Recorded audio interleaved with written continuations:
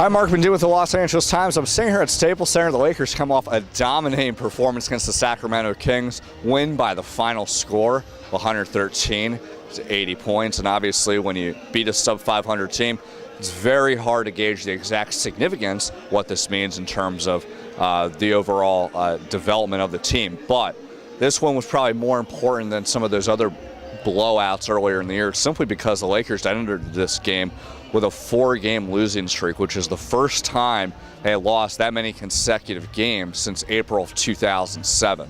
So if nothing else, the Lakers can finally, shift in the right direction. They don't have to go on this lapse where, they don't have their next game until next Tuesday against Washington. So having another loss and having to go through practice Saturday, Sunday, Monday, and then a morning shoot around Tuesday, I'm sure that wouldn't really help team morale in terms of their frustration level and wanting to get things back on track. So Lakers did the right thing and just coming out with all cylinders firing. They had lots of ball movement. And one of the main storylines coming into this game was whether Pau Gasol was going to be able to actually play. He had a strained left hamstring, and the team had decided it was going to be a game-time decision. And he actually arrived to Staples Center around 6:35 for personal reasons that he didn't really divulge why he showed up late. But that kind of increased the concerns as whether he was actually going to be able to play against the Kings. But he went through the warm-ups. He said he felt like he was all right, and he was able to do what he could under the circumstances. He finished with 16 points on 6 of 8 shooting. It's fairly modest statistically, and Phil Jackson mentioned after the game he didn't really have to be too aggressive, but considering the circumstances that he was entering, it was definitely nice that he was able to get some rest.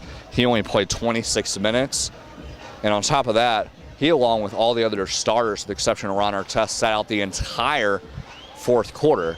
So with all these games where the Lakers had to grind out performances that they ultimately lost, this definitely gets them back on the right track in terms of just getting the proper rest that they need.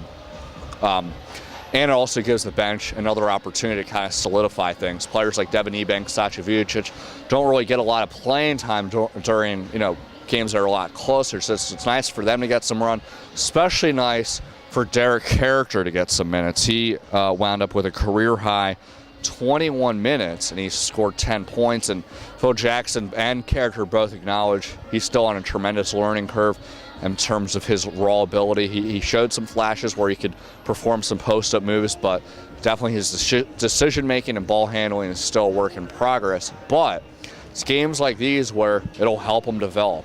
There's no better formula in terms of trying to overcome the learning curve than just going out there and play.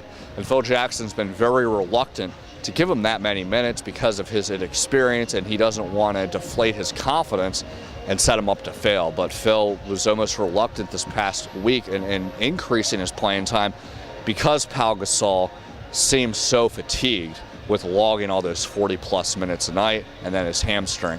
So it's nice like these where it's going to give Phil a little bit more confidence to give him a little bit more playing time under normal circumstances, and allows Derek Character to get his rest. And another important note was Kobe Bryant's shooting came back 9 of 18 from the field. He finished with 22 points. Lamar Odom had his typical efficiency with just fulfilling that jack of all trades role. He had 16 points, 7 of 13 shooting, 7 rebounds.